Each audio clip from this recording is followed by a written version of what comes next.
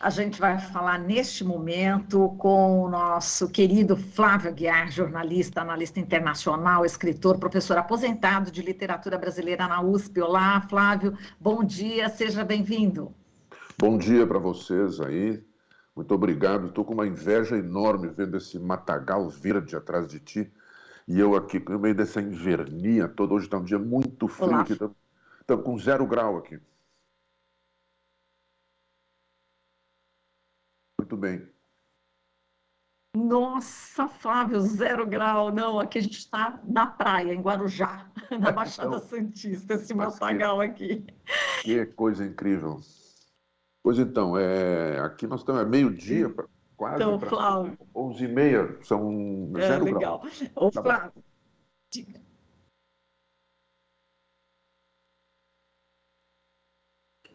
Eu estou...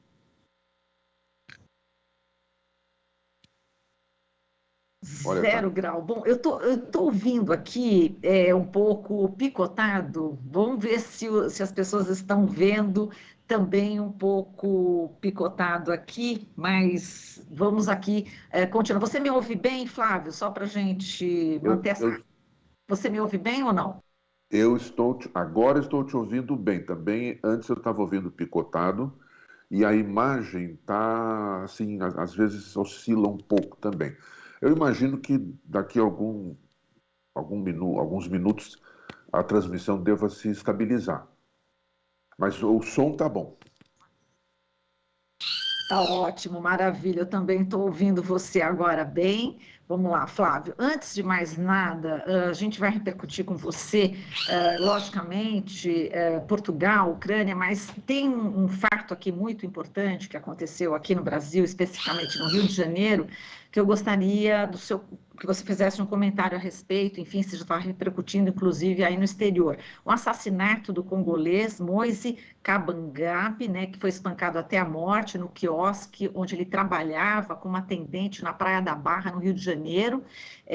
Aconteceu isso na última semana e ganhou bastante repercussão, inclusive, após o enterro. Ele foi espancado por vários homens, depois dele cobrar aí o pagamento pelos dias trabalhados nesse quiosque chamado Tropicália, né, perto do posto 8, lá na Barra. Enfim, ele estava no Brasil, né, desde 2011, ele, enfim, saiu lá do Congo, justamente devido aos conflitos armados na República Democrática do Congo. Como é que você viu esse lamentável episódio, esse crime, né, Flávio? Olha, a repercussão esteve presente aqui na Europa, na mídia internacional, né? Essa mistura de racismo com xenofobia e também com exploração do trabalhador. Parece, pelo que eu pude ler aqui, né? Ele foi cobrar uma dívida, uma coisa assim, ele tinha trabalhado lá e foi cobrar o salário e aí quem são essas, segundo o noticiário, 5 pessoas, 5 homens que o agrediram, o amarraram e o espancaram até a morte. Quer dizer, a investigação deve, evidentemente, elucidar a motivação particular dessas pessoas. Mas a repercussão internacional que está havendo, evidentemente, aponta para isso, essa mistura de racismo que existe na sociedade brasileira, também existe em outras sociedades, com xenofobia. Quer dizer, trata-se de um estrangeiro acolhido como refugiado e que estava cobrando uma dívida trabalhista. Também existe esse lado da exploração que está repercutindo. É um aspecto assim bastante negativo que tem acontecido, né? Essa repercussão das imagens, sobretudo negativas em relação ao Brasil, que tem se multiplicado, né? Desde esse clima de discurso de ódio, violência que tomou conta do espaço público no Brasil. Não é apenas o espaço político no sentido mais estrito, né? Mas existe realmente uma ocupação mais ampla do espaço social por manifestações tão tristes, repulsivas como essa que aconteceu.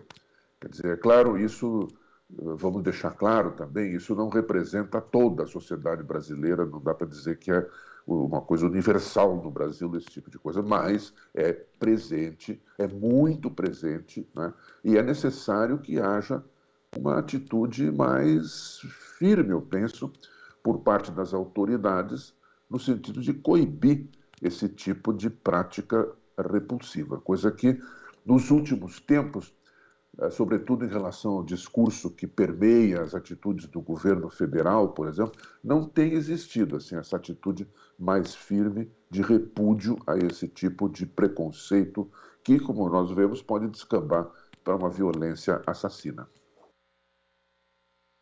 Exato. Agora, Flávio, vamos falar aqui da vitória do Partido Socialista nas eleições legislativas de Portugal, quando o primeiro-ministro António Costa conquistou aí a maioria absoluta no parlamento e sem a geringonça, né, que durou aí 6 anos. Por outro lado, Portugal teve forte crescimento também da extrema-direita, né, Flávio, representado aí pelo Partido Chega, que saltou de 1 para 12 deputados. Como é que você viu essas eleições? Bom, primeiro eu tenho vontade de citar uma frase em outro contexto, né, do finado João Amazonas, líder do PCdoB, aí no Brasil, notícias alvissareiras. Né?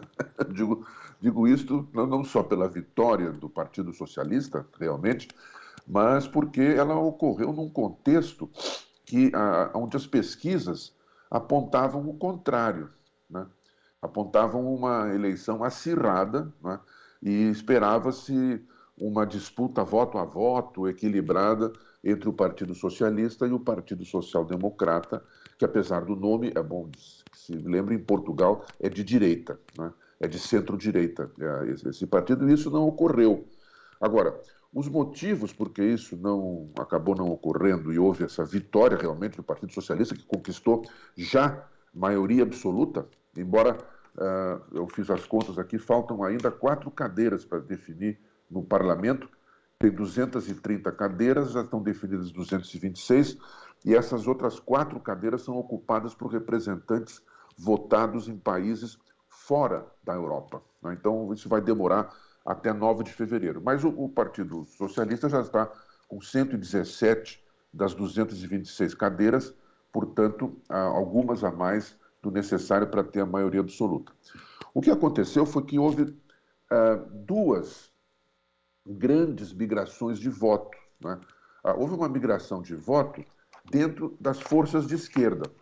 Quer dizer, o bloco de esquerda e o conglomerado entre o Partido Comunista e o Partido Verde, que formavam parte da geringonça, o nome da frente que governava o país até recentemente, né? Esses 2 partidos foram punidos pelos eleitores, porque fica claro que houve uma migração de votos deles para o Partido Socialista, para impedir justamente que os conservadores tivessem o privilégio de estar na frente, eventualmente, e por isso fossem, pelo costume, chamados pelo presidente da República primeiro para formar o governo, né? Por exemplo, o PS, em relação às eleições de 2019, teve 380 mil votos a mais.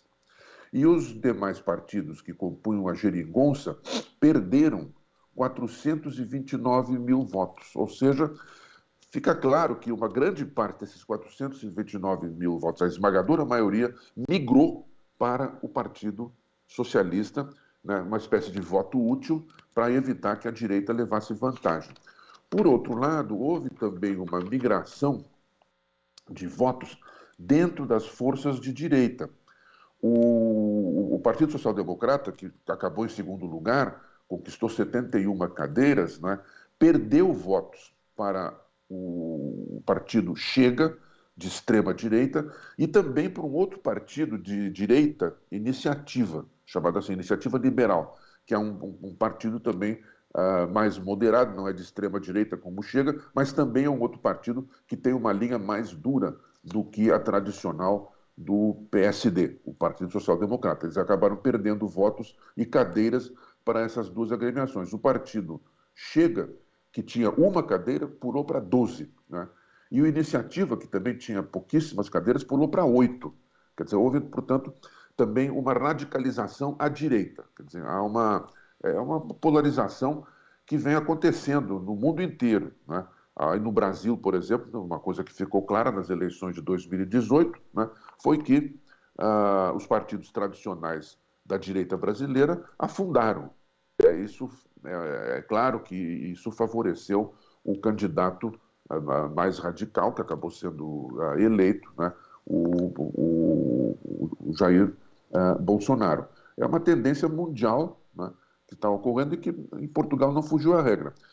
Uma outra coisa a sublinhar também é que houve um aumento da participação. A abstenção foi de 42%.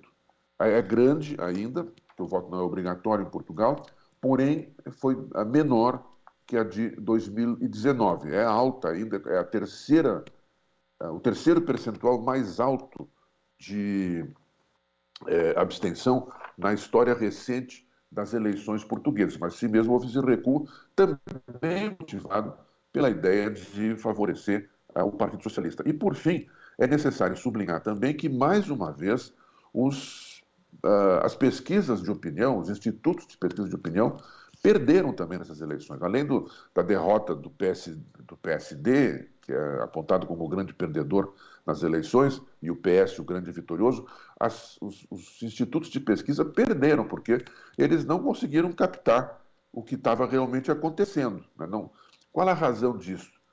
É difícil de dizer. Seria necessário acompanhar mais de perto, né, ou fazer pesquisas mais aprofundadas, em Portugal especificamente, para ver a razão. Será que é porque com a pandemia as pesquisas são preferencialmente feitas por telefone ou à distância e isso não reflete realmente com fidelidade a inclinação do eleitorado? Pode ser, é uma hipótese também, mas precisaria ter um conhecimento mais preciso do que aconteceu desta vez em Portugal. Em todo caso, isso consolida também uma tendência que está havendo aqui na Europa, que é a recuperação de forças por parte da social-democracia. Né? O social-democracia ou socialistas que atuam mais ou menos conjuntamente na mesma direção, e é uma consagração para o primeiro-ministro Álvaro Costa de Portugal agora, né? Que, embora ele seja um homem aberto à negociação, ele se apressou a dizer que maioria absoluta não quer dizer poder absoluto, que ele vai governar para todos, etc. Né? Mas é uma grande vitória pessoal dele, devido a esse confronto que ele teve dentro da sua própria agremiação, a sua própria frente, que era a Geringonça. Vamos ver agora como é que ele vai reagir, quer dizer, se ele vai tentar recompor a Geringonça, né? Tecnicamente, ele tem condições de governar só com o PS, porque ele tem maioria absoluta no parlamento. Mas eu penso que não é do tipo do Álvaro Costa, pelo menos até o momento, assim, essa pretensão de governar sozinho. Quer dizer, eu penso que ele deverá fazer um esforço para recompor a frente de esquerda. Resta saber se os partidos esses agora de esquerda, que perderam muitas cadeiras, né, que se eles vão realmente atender a essa solicitação do primeiro-ministro, confirmado vitoriosamente Álvaro Costa. Muito bem, agora, Flávio, vamos falar sobre a Ucrânia, né? A gente leu aqui um artigo bastante aprofundado, né, sobre o tema, um artigo seu, a Ucrânia, os falcões e os pombos, né? Que é um balanço aí do lodaçal ucraniano e mundial, onde a paz está por um fio, segundo aqui o seu artigo, e eu queria que você compartilhasse conosco, né, o teor deste artigo, falando de falcões e pombos, referindo, obviamente, aos Estados Unidos, né? Queria que você falasse sobre isso, e você começa já o teu texto dizendo que é importante, né, a gente voltar ao tempo, né, aos muitos anos atrás, para poder entender exatamente o que está acontecendo na Ucrânia e Rússia, né? Olha, eu estive nos Estados Unidos, não visitei pela primeira vez com uma bolsa de estudos, eu era estudante secundarista, na época fui terminar o nosso antigo curso colegial, né, lá na high school. Pela primeira vez eu tive isso em 1964. Eu já estava meio fugindo da ditadura brasileira. Foi bom, passei um ano nos Estados Unidos, longe daquilo que estava acontecendo no nosso país naquele momento. Mas eu encontrei lá justamente essa divisão que eu mencionei no começo do artigo. Né? Havia claramente duas, não são partidos, mas eram duas tendências dentro da formulação da política externa norte-americana. Ambas informadas pela mesma fonte. A grande fonte da política externa norte-americana naquela época, e que, de certo modo, continua até hoje, em parte, com algumas modificações, eram os livros e a perspectiva formulada por um diplomata norte-americano que foi, inclusive, embaixador em Moscou, logo depois da Segunda Guerra, né? Era o George Kennan, que ele se chamava. E ele dizia, nas suas formulações, que a então União Soviética era um país, um conglomerado de repúblicas, inevitavelmente expansionista. E que, portanto, a chave da política externa norte-americana tinha que ser a contenção da União Soviética, né? Daí, os falcões, eles apostavam no militarismo. Então, conter a União Soviética significava contê-la militarmente, né, usando o poderio militar. É bom lembrar que logo depois da Segunda Guerra, os Estados Unidos eram ainda a única potência nuclear do planeta, né, com as bombas que eles lançaram criminosamente em Hiroshima e Nagasaki, né, para pôr fim à guerra contra o Japão no Pacífico, né? A União Soviética vinha desenvolvendo pesquisas nessa área, mas confirmou a posse da tecnologia atômica um pouco posterior, né, a essa primeira demonstração de força por parte dos Estados Unidos. E do outro lado havia os pombos, que apontavam no que hoje a gente chamaria de soft power, ou seja, a diplomacia, né, e assim, a negociação e a cooptação por meios pacíficos, mas cooptação, né, de aliados para conter, sobretudo na Europa, mas no mundo inteiro, a expansão, isso que o George Kennan apontava como a União Soviética. É bom lembrar também que o Kennan, esse teórico, diplomata, enfim, progressivamente ele aderiu aos pombos. Inclusive, ele fez manifestações muito vigorosas contra a Guerra do Vietnã, né, contra a intervenção norte-americana no Vietnã, dizendo que aquilo prejudicava. Bom, a própria política externa dos Estados Unidos. Bom, o fruto desse jogo foram algumas ameaças de escaramuças que houve na época, quase houve a Terceira Guerra Mundial deflagrada aqui em Berlim. Houve um confronto aqui que reuniu tanques blindados de um lado e do outro do muro de Berlim, então em construção, e eles quase entraram em ação, por iniciativa do comandante militar dos Estados Unidos em Berlim naquela ocasião, né? Houve um quiprocó ali, numa das passagens entre um lado e outro, do lado soviético e o lado dos aliados ocidentais, e ele começou a aglomerar tanques, coisa que foi respondida pelos tanques soviéticos do outro lado, e não fosse um telefonema direto entre Nikita Khrushchev e o John Kennedy, naquele famoso telefone vermelho, que era só levantar, já estava em contato, né, Moscou e a Casa Branca, o Kremlin e a Casa Branca estavam em contato direto, não fosse esse telefonema, é possível que a Terceira Guerra Mundial tivesse começado ali, né? Isso eram os falcões. Do lado dos pombos havia o Plano Marshall, né, que economicamente cooptou os países da Europa Ocidental, né, a recuperação toda que houve, enfim, depois dos escombros e da destruição da Segunda Guerra, né, e que trouxeram um grande número de países aqui da Europa para o apoio à política norte-americana. E dentro desse jogo foi fundada a Organização do Tratado do Atlântico Norte, uma organização militar, né, claro que com forte presença dos falcões, dos pombos, cujo objetivo era conter a Rússia. Agora, não montam uma coisa desse tamanho, da OTAN, reunindo vários países, para desmontá-la simplesmente depois, em alguns anos, com o fim da Guerra Fria. Ou seja, a OTAN, além de ter ampliado a sua ação, ela continuou tendo o objetivo de cercar, não a União Soviética, que deixou de existir, mas a Rússia, né, que tem o segundo, agora, né, é o segundo arsenal nuclear do planeta. E isso aconteceu depois do fim da União Soviética. Quando chegou o fim da União Soviética, houve um acordo entre Ronald Reagan e o Gorbachev primeiro, e depois o Boris Yeltsin, para que não houvesse uma expansão da OTAN em direção aos países do antigo Pacto de Varsóvia, né? Mas isso acabou sendo rompido pela OTAN. A OTAN foi penetrando nos países do antigo leste europeu, Polônia, Hungria, Letônia, Lituânia, Estônia, entrou nos Balcãs, né, bombardeou, inclusive, quando houve a dissolução da Iugoslávia, ao final do século XX, fez bombardeio. Eu estive lá em Belgrado, vi os efeitos que ainda existe do bombardeio das forças da OTAN contra as forças sérvias intervindo na guerra civil na região. E a OTAN, então, se expandiu em direção à Rússia, né, e chegou ao ponto, então, que nós estamos vendo agora. Existem dois pontos nevrálgicos e um terceiro ponto também nevrálgico nessa expansão, a tentativa da OTAN e do Ocidente em relação à Rússia.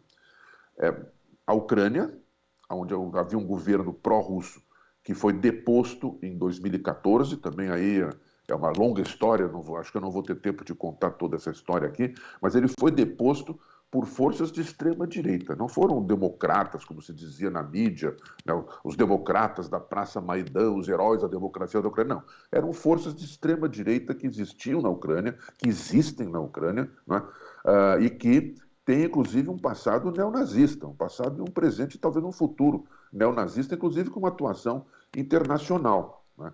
O outro ponto de atrito foi na Geórgia, terra, aliás, onde nasceu, que era parte da União Soviética, onde nasceu o Stalin, né? O líder da União Soviética lá durante a Segunda Guerra, depois de neutralizar o Trotsky. E neutralizar é bem um termo, um pouco... Depois de assassinar o Trotsky, vamos deixar claro, né? Bom, mas enfim, o fato é que a Geórgia se tornou independente e houve também a tentativa por parte da OTAN de entrar na Geórgia, né? E isso foi... Aí a Rússia começou a bloquear essa iniciativa, a reagir, né, e inclusive, lembrar desse acordo que tinha sido feito anteriormente, né, com os governantes de então, o Yeltsin, o Gorbachev primeiro, o Yeltsin depois e o Reagan. Né? De modo que a Rússia agora, de Vladimir Putin, querendo recuperar o seu prestígio geopolítico internacional, né, está também tentando bloquear essa iniciativa da OTAN e restabelecer a sua hegemonia entre os antigos países que compunham a União Soviética. Melhor dizendo, os novos países que eram as repúblicas socialistas que compunham a União Soviética. Né? A Rússia continua sendo uma federação de repúblicas, mas, evidentemente, é a herança da Rússia czarista, agora que está definindo as fronteiras da Rússia. De modo que esse é o confronto que está havendo ali naquela região e que é um dos mais perigosos que já houve desde a Segunda Guerra Mundial, porque é um confronto que põe frente a frente, né, forças militares das duas potências nucleares, maiores potências nucleares do planeta. Quer dizer, então o risco é muito grande. É um risco semelhante, ou análogo, melhor dizendo, ao da Primeira Guerra Mundial. Quer dizer, de repente, um tiro errado ou certo, na pessoa errada ou certa, pode deflagrar um conflito de proporção mundial. E agora nós estamos com as novas iniciativas nesse começo de semana. Né? Primeiro, houve uma primeira grande discussão do tema no Conselho de Segurança da ONU, opondo os representantes da Rússia e dos Estados Unidos, né, a representante dos Estados Unidos e o representante da Rússia, sobre o tema. Né? Foi um diálogo bastante áspero, né? Mas, pelo menos, há uma ponta de esperança nisso, porque a questão agora foi levada para uma arena que é a arena mais adequada, que é a ONU, para discutir esse tipo de problema. Né? Mesmo com todos os problemas, limitações que a ONU tem, etc., mas é assim, o fórum internacional mais adequado para buscar ou participar da busca de uma solução diplomática para esse confronto, né? Que tem também um componente muito forte dentro da Ucrânia, porque a Ucrânia está dividida, né? A maior parte do país está controlada pelo governo de Kiev, mas existem uma região na fronteira com a Rússia, Donbass, que é uma região separatista, economicamente muito importante, embora em crise econômica, né? E que esses separatistas têm apoio da Rússia, que vê ali a maneira de bloquear, né, uma eventual presença das forças da OTAN dentro da Ucrânia. E tem a Crimeia também, que a Rússia reanexou. Se fala muito assim, a Rússia anexou a Crimeia. Não, ela reanexou, porque a Crimeia era da Rússia. e na década de 50, ninguém entendeu até hoje muito bem por quê, Nikita Khrushchev cedeu a Crimeia para a Ucrânia, né? Simplesmente com a crise que se instalou em 2013, 2014, com a queda do governo pró-russo em Kiev, a Rússia simplesmente, agindo em nome da sua segurança, reanexou a província, coisa que, pelo visto, pelo que pode se depreender, ela conta com o apoio massivo da população da Crimeia, que inclusive é predominantemente de fala russa, né? Há uma forte presença de russos no leste da Ucrânia. Mas isso aí pode estar a centelha que leva a essa deflagração mundial. Existem outras iniciativas. O Boris Johnson vai se encontrar com o presidente da Ucrânia, Volodymyr Zelensky. O Putin, Vladimir Putin da Rússia, conversou ontem com o Emmanuel Macron da França, né? E existem mais diálogos. Hoje, por exemplo, hoje ou amanhã será retomado o diálogo entre o secretário de Estado, Antony Blinken, dos Estados Unidos, e o Sergei Lavrov, que é o ministro de Relações Exteriores da Rússia, né? De modo, os diálogos são muito ásperos, são realmente assim, é um confronto mesmo, né, de pontos de vista de difícil conciliação. Mas são a esperança que nós temos para evitar um conflito que vai ser um desastre para todo mundo. Todos vão perder no caso de um conflito militar. É o tipo do conflito em que Agora... não vai haver vencedor, só derrotados. Exato, e Flávio, sim, a gente já está no finalzinho, né, do tempo, mas você termina aqui o seu artigo dizendo que o camarada Vladimir Putin convidou o atual usurpador, né, do Palácio do Planalto para uma visita oficial à Rússia, agora que vai acontecer em fevereiro, e está existindo aí bastante polêmica em relação a essa visita, né, de Bolsonaro à Rússia. Só para a gente não deixar de falar sobre essa visita. Como é que você está vendo também, Flávio? Olha, bom, existe uma pressão do governo norte-americano para que o Bolsonaro não vá a essa visita, né, agora nesse momento, mas até o momento não há nenhuma ideia de suspender a visita, até porque, para ele, o que eu chamei o usurpador do Palácio do Planalto, né, ele está completamente isolado no cenário internacional. Então, o Putin jogou uma boia de salvação para ele, né? Ele está jogando com duas boias de salvação. Essa e a proposta da entrada do Brasil na OCDE, né? O chamado Clube dos Países Mais Ricos, né? Que foi feito um convite para o Brasil e mais outros países, incluindo a Argentina, Croácia e outros países daqui também da Europa, para entrar nessa organização internacional que, pelo que diz o Celso Amorim, não vai ser uma coisa boa para o Brasil, para a economia brasileira. Porém, e a outra boia de salvação foi esse convite que o Putin fez. Eu tenho a minha interpretação. Existem várias interpretações, especulações de por que o convite foi feito. Eu não consigo desvincular isso do fato de que o maior adversário de Bolsonaro no Brasil, no momento, é o Lula. Né? Claro, o ex-presidente Lula. E o ex-presidente Lula foi festivamente recebido aqui pela social-democracia europeia, né? Alemanha, na Espanha, né? E também o Emmanuel Macron não é propriamente da social-democracia, embora ele tenha origem do Partido Socialista Francês, né?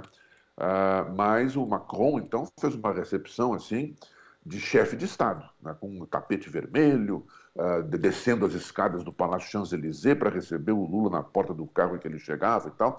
Há um velho contencioso entre o Macron, pessoal inclusive, entre o Macron e o Bolsonaro. Agora, o Putin, Vladimir Putin, que combina, eu citei isso também, ele combina no seu estilo, o estilo de um jogador de pôquer, aquela cara de pau assim que ninguém consegue decifrar o que ele está pensando, né? E também com assim, um jogador de karatê meio exibicionista, né?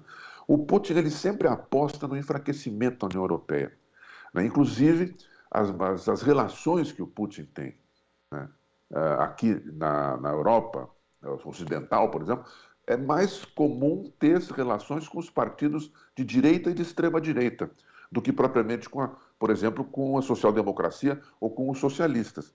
Então, eu penso que o Putin fez um movimento assim, se a social-democracia está apostando numa direção no Brasil, eu vou fazer um movimento na direção contrária. O que não quer dizer que eventualmente o Putin venha a hostilizar o governo Lula se o Lula acabar sendo eleito realmente e tomar posse, conseguir governar, né, a partir do final deste ano aqui.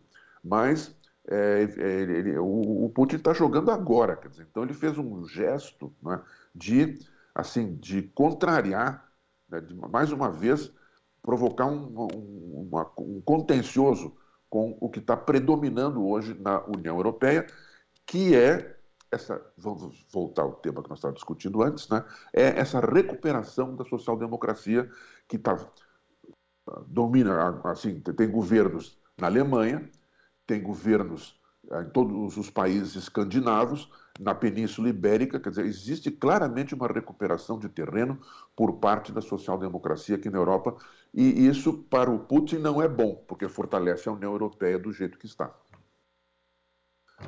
Só uma coisa, nesse mundo não tem mocinho, não tem bandido, tá? Eu não vou dizer que são todos bandidos, mas só tem interesse em jogo, é isso. Tá certo, Flávio. Bom, a gente agradece aqui a sua participação, assim, realmente sempre com análises bastante aprofundadas sobre esses temas, enfim, internacionais. A gente agradece aqui. Um forte abraço para você, viu, Flávio? Bom frio aí, um beijo. Tá bom, um forte abraço, um beijo para você. Um grande abraço aí para os telespectadores e telespectadoras, né?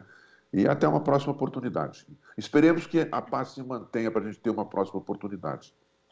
Tá bom? Sem dúvida, tá certo, Flávio. Um beijo, até mais. Um abraço. Falamos aqui com o Flávio Aguiar, jornalista analista internacional, escritor, professor aposentado de literatura brasileira na USP. Você está ouvindo Jornal Brasil Atual. As notícias que os outros não dão.